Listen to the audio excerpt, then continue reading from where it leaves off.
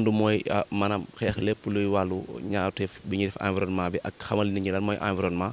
ak yéen nit ñi ci wàllu nu ñuy def ba conserver aussi suñu ressources naturelles yi. association bi mi ngi taxaw depuis 2017 mën naa ne ci dañuy fexe am kayit sax mais yàgg na taxaw depuis ba ñuy nekk étudiant ba léegi ñu ngi yëngu ci wàllu boobu noonu mën naa ne depuis 2005 2006 waaw lañ ko amoon ci idée ci xel di ko pratiquer mais ba ñuy demee ba am suñuy kayitam bi yàggul ay 2017. donc ñu ngi def action lépp lu concerne environnement ñu ngi def lu ñuy wax reboisement di def aussi lu wàllu recyclage des déchets plastiques wàllu sensibilisation ci wàllu gestion des environnements di wax ci wàllu aussi accompagner tout ce qui est les ONG et les structures qui travaillent sur l'environnement bu ñu yegg seen Mbour ñu ñoo leen di tertu la plupart du temps di liggéey ak ñoom ci wàllu environnement bi di sensibiliser ay nit aussi ci wàllu environnement bi. waaw formation bi wundul dara dul fàttali la loi bu ñu voté woon daaw le 20 avril buy wundu lépp lu ñu tere ci wàllu plastique bi maanaam tey dañoo ne loi bu dañoo bëgg ñu jàppale président pour mu fexe loi bi ñu dëgmal ko taxawal ko ba tere mbuus ak maanaam mboolem plastique yi xam dañuy yàq environnement bi. pour ñu mën loolu nag pour mu am il faut ñun tam ñu teg suñu alternative parce que dañoo ne wala ñaa defa ne ku dindi sàkkat teg fa miir ñun dañoo andi proposer ay alternative yoo xam ne dafay méngoo ak tere bi ñu tere wàllu emballage plastique ak lépp lu ko ñu pipette yeeg ak yeneen emballage yi ñu tere. ñu ngi def une formation sur la confection des emballages en papier Kraft mooy bio papier Kraft yi la ñuy def formation ak aussi les papiers de ciment recyclés pour def ci ay emballage yoo xam ne permettre lépp lu emballage ci papier doon def ak lépp lu ñu doon def rek boobu mën na ko ci anam bu ne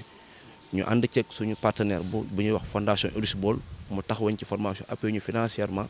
pour ñu mën a réussir suñu projet bi tey moom moo waral tey ñu def une semaine de formation yoo xam ne sur le plan théorique on a pris 2 jours yoo xam ne dañuy former nit ñi ci wàllu connaissance sur l'environnement et sur l'entrepreneuriat vert ba pare 5 jours yi nekk 5 jours en pratique la woon ci wàllu confection des emballages en papier Kraft. waaw comme ni ma ko waxee formé nañ ci du ma ne ndaw parce que am na ay maman am na ay mag am na lépp en tout on a formé 20 personnes formé nañ ñaar fukki nit lépp ci taxawu ak wegu fondation Elisbol fay ñu dërëm ci formation bi wax dëgg yàlla fay ñu daara ñi fi ñëw doon gratuitement leen formé ndax fondation Elisbol appui nañu financièrement ñun ñu andi appui technique bi parce que la connaissance est déjà là ñun ñoo am xam-xamu defar emballage yi donc fondation Elisbol moo ñu jàppale ba ñu mën jënd matériel bi ak toppatoo ñi fi nekk ba lépp sotti. waaw loi bi li ñu bëgg mooy ni ñu ko waxee rek ñu appliquer décret bi parce que dafa jot ñu commencé di wër di tere plastique bi di ko appliquer dans toute sa rigueur parce que dañoo am jafe-jafe toon ñu ngi loi bi mi ngi fi waaye teewul nit ñaa ngi jëfandikoo plastique li des nag mooy ñu appliquer ko ba nga xamante ne ni kenn du ñemeeti def lu ñuy wax di jaay lu ñuy wax outil plastique yooyu ñu tere parce que du benn emballage dañoo tere ay pipette tere nañ maanaam mbooleem groupe la ñu tere donc loolu buñ ci jàppalul président bi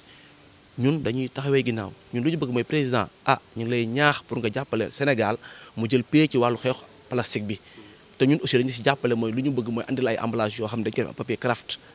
ku amul moyen aussi ñiy defar yenn outil mën nañ jël kayitu ciment bi defar seen i emballage parce que ñun formation bi ñaar yëpp lañ ci def muy emballage papier Kraft ak emballage kayitu ciment bu baax du gàncax bi mais ba ci joor geeg mbeex meeg joor gi yëpp da cee am jeexital parce que boo duggee biir géej boo demee tey plage bi ñuy wax Tripano boo fa taxawee rek da nga gis li nga wax da nga gis place bi mu fa feesee te nee nañ la bu dee am nga fukk biti joor gi jàppal ne am nga téeméer biir mbeex mi ndax géej gi li muy ëmb moo gën a ngand fuuf te loolu mënuñu koo gis mais la fa nekk di yàq jën yi di yàq nañu jën di mën a rey suñu ressource naturelle la fa nekk mënuñu koo jeexal bu fa jógee ñu wax li ko ñu utiliser aussi souvent pour mën ci jël ay yenn njeexital yi comme pneu yi nga xam dañ ferraille dañ koy di ko taal mu jëm asamaan yàq suñu ko zone bi yooyu yëpp ay effet la yoo xamante ne ni mi ngi fii te plastique comme ni ñu ko waxee du jeex te du yàqu moo tax loolu moom njeexitalam ñu ñëpp xam nañ ko ndax ku ko fi suul fi tey mën nga dem 100 ans ñëwaat bu la fekkaatee fii da ngay fekk mu nekk même place su dul couleur bi mooy xaw a changé texture mooy changé mais moom du bouger. waaw ñii moom dañu samay partenaire Eaux et Forêts dafa taxaw ci lépp lu may def ci wàllu reboisement ñoom ñi ngi sama wët garab bu ñu war a tey jënd ñoom dañu la koy may gratuitement jox la équipe technique bu la accompagne ci terrain bi mu nekk capitaine bi mu nekk koo xamante ne nii dafa respecté liggéeyam fonk ndawi réew mi parce que man moom dafa ñëw rek ma sonk boobu ba tey bàyyiwuma ginnaaw lépp lu ñuy def ci wàllu reboisement da ciy teew ak équipe bam te dërëm du ci génn ak may la garab ba nga doyal ba pare di la accompagne suivi di la conseiller aussi donc man du ma fa jógee parce que bu may bëggee garab di ko def sama xol la mais su ma amee fit de reboisement moom moo tax lu ñuy wax aussi Mor Fassa mi toog di directeur de cabinet Maguette Sène dañu bokk di liggéey ensemble parce que nous sommes dans un cadre bu ñuy wax EIPC muy entente intercommunale de la Petite Côte donc moom tey mu teewal fi ñuy wax Maguette Sène ñuy liggéey léegi bu rafet dans la commune je peux dire que c'est une commune exemplaire ci côté wàllu gestion de l'environnement ñoom dañoo taxaw ci côté boobu noonu moo tax tey mu taxawaay ñëw teewam fii suñu wet taxaw aussi ku mel ni maman Sophie mu nekk bàjjenu gox nekk femme bu dynamique moom aussi elle a su regroupé bañ ko dee woowee dafa dajale Mbour Malicounda dajale ay femmes andil leen yu de divers horizons ñu dajee fii loolu moo gën ndax formation bi riche ñu jógee ci ñu am ku ñu Fatima Silla moom représenté fi ñuy wax fondation Ulysse Ball moo fi teewal formation Ulysse Ball moom ñoom ñooy appuyer formation bi kon xam ngeen ni kon lii nii wane ne que nous sommes une seule et même tête et pour lu ñu suñu mbiru bopp mooy lan na gàncax gi jëm kanam